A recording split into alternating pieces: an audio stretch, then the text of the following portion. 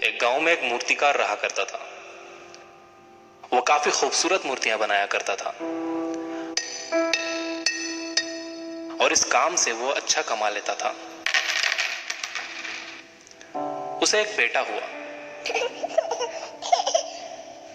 उस बच्चे ने बचपन से ही मूर्तियां बनानी शुरू कर दी।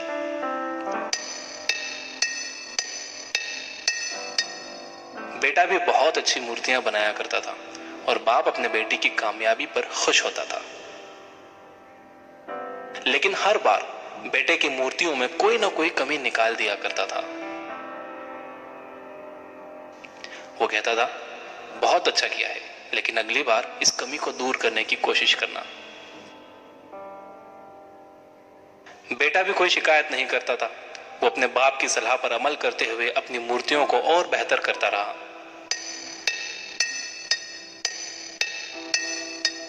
इस लगातार सुधार की वजह से बेटे की मूर्तियां बाप से भी अच्छी बनने लगी।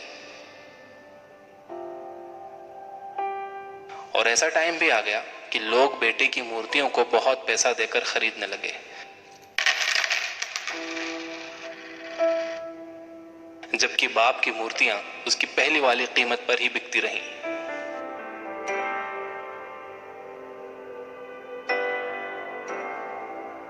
बाप अब भी बेटे की मूर्तियों में कमियां निकाल ही देता था,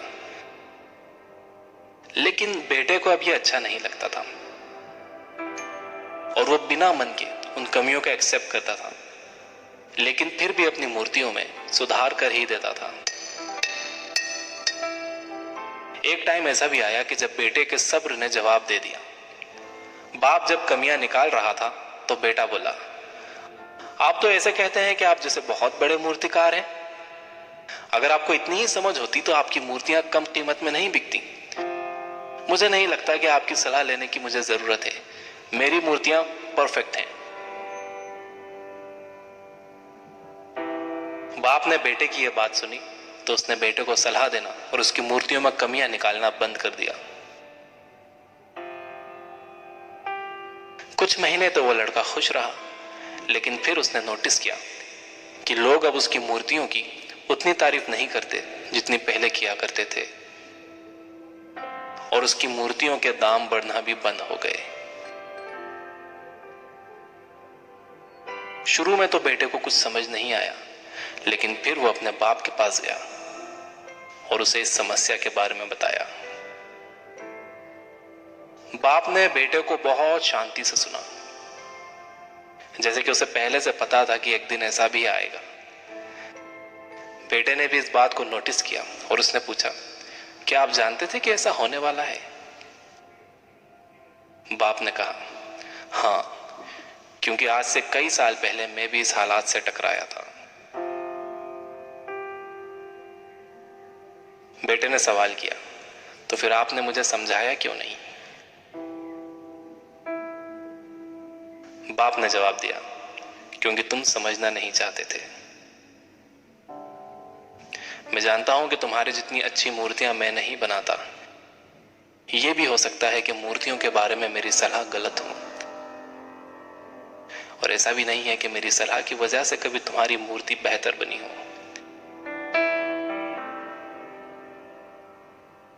लेकिन जब मैं तुम्हारी मूर्तियों में कमियां दिखाता था, तब तुम अपनी बनाई मूर्तियों से सेटिस्फाई नहीं होते थे।